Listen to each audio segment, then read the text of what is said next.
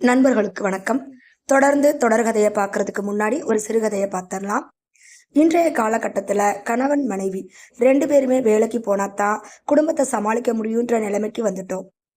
பெண்களுக்கு வேலையா குடும்பமானு பார்த்தோன்னா ரெண்டையுமே சிறப்பாக கொண்டு போகிற அளவுக்கு திறமையா செயல்படுறாங்க. சரி, வாங்க கதைக்குள்ள போகலாம். அதுக்கு முன்னாடி உங்களுக்கு வேலைக்கு போகிற பொண்ணு தான் பிடிக்கும்னா ஒரு லைக்கை போட்டுக்கோங்க. மீனா மருத்துவமனைக்குள் நுழைந்தபோது காலை மணி 7:50. வரவேற்பறை மேசை மீது இருந்த ரிஜிஸ்டரில் கையெழுத்திட்டு விட்டு வலது பக்க சுவரில் பொருத்தப்பட்டிருந்த வருகை பதிவேட்டு இயந்திரத்தில் தனது வலதுகை ஆள்காட்டி விரல் ரேகையை பதிவு செய்தாள். பணியாளர்களின் ஓய்வறைக்கு சென்று தான் அணிந்திருந்த புடவையை மாற்றி செவிலியர் சீருடையை அணிந்து வெளியே வந்தபோது சரியாக 8 மணி. இரவு பணி முடித்து எதிரே வந்த செவிலியர் கமலா இவளை பார்த்து, மீனா டியூட்டிக்கு வந்துட்டா 8 மணின்னு அர்த்தம் என்று சொல்ல புன்னகைத்தாள் மீனா. அந்த தளத்தின் இடதுபுற அறைகளில் பிரசவத்தை எதிர்நோக்கி காத்திருக்கும் 4 இளம் பெண்கள் அடுத்தடுத்த அறையில் இருந்தனர்.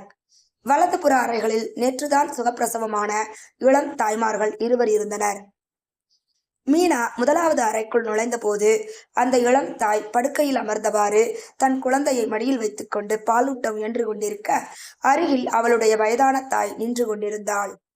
இவளை பார்த்ததும், நர்சம்மா, என் மகனுக்கு பால் சுரக்கவே மாட்டேங்குது, குழந்தையோ பசியில அழுதுகிட்டே இருக்கு, பாட்டில் பால் கொடுக்கலாமா என்ற தாயிடம், வேண்டவே வேணாம், குழந்தை பருக பருகத்தான் பால் சுரக்கும், அதனால தாய்ப்பாலே கொடுங்க என்றவாறு குழந்தையின் தலையை மிருதுவாக வருடி கொடுத்தாள் மீனா. எக்காரணத்தை கொண்டு பாட்டில் பால் கொடுக்கவே கொடுக்காதீங்க. 6 மாசம் வரைக்கும் தாய்ப்பால் தான் அவசியம் தரணும். குழந்தைக்கு தேவையான எல்லா சத்தும் அதுலதான் இருக்கு. ஒரு தாய்க்கும் குழந்தைக்குமான பாச பிணைப்பு தாய்ப்பால் ஊட்டுவதன் மூலமாத்தான் வரும். அவள் சொல்லி கொண்டிருக்கும் போது, நர்சம்மா, அந்த 2வது ரூம்ல இருக்கிற பெண்ணுக்கு பிரசவ வலி வந்துருச்சு போல, துடியா துடிக்குது, வந்து பாருங்க என்று ஆயா வந்து சொல்ல அங்கு விரைந்தாள் மீனா. அந்த பெண்ணை பரிசோதித்து பார்த்துவிட்டு, இது பொய் வலி, இன்னும் பிரசவ வலியே வரல என்றாள்.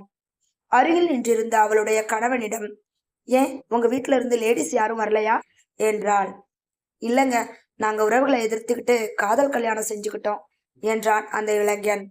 ஓ அப்படியா, நாங்க இருக்கோம், கவலைப்படாதீங்க. உங்க மனைவி நல்லா ஆரோக்கியமா தான் இருக்காங்க. இன்னைக்கு சாயந்தரத்துக்குள்ள பிரசவம் ஆயிடும் போல தெரியுது. தேங்க்ஸ் சிஸ்டர், நான் ரொம்ப பயந்து போயிருந்தேன். எவ்வளவு அன்பா அக்கறையா பேசுறீங்க, எனக்கு என் சொந்த அக்காவை பாக்குற மாதிரியே இருக்கு என்றாள் அந்த பெண் கண் கலங்க. மீனா அவளின் கையை ஆதரவாக பற்றி கொண்டு தட்டி கொடுத்தாள்.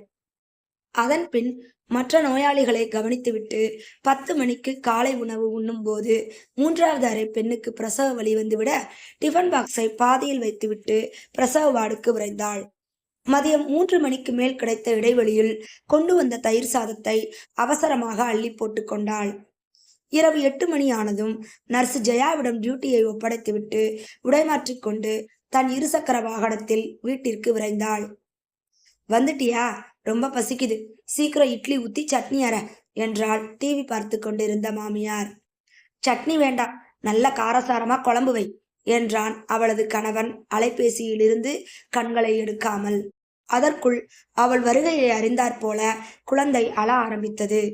அவசரமாக தொட்டிலில் கிடந்த தன் 4 மாத குழந்தையை அள்ளிக்கொண்டாள். நீ காலையில எடுத்து வச்சுட்டு போன தாய்ப்பால் மதியமே தீர்ந்து போச்சு, பாட்டில்ல பசும்பால் ஊத்தி கொடுத்தா குடிக்கவே மாட்டேன்னு அடம் பிடிக்குது என்று முகத்தை சுளித்தாள் மாமியார். குழந்தையின் அழுகுரல் கேட்டதும் அவளது நெஞ்சு பகுதி ஈரமாகிவிட சுவரில் சாய்ந்தமர்ந்து குழந்தைக்கு பாலூட்ட ஆரம்பித்தாள் மீனா. 6 மாசம் வரைக்கும் லீவு போட்டு குழந்தையை பார்த்துக்கிறேன் என்று கெஞ்சியும், நீ வேலை செய்யறது பிரைவேட் ஹாஸ்பிட்டல்ல, 3 மாசம் லீவ் எடுத்தா போதும், அதுக்கு மேல ஒழுங்கா போய் வேலையில சேரு, அப்பத்தான் சம்பளம் கிடைக்கும் என்று சிறிதும் ஈரமின்றி கூறிய கணவனை எண்ணி குமுறினாள். மார்பகங்களில் பால் சுரக்க சுரக்க கண்களில் நீர் ஆறாக பெருகியது.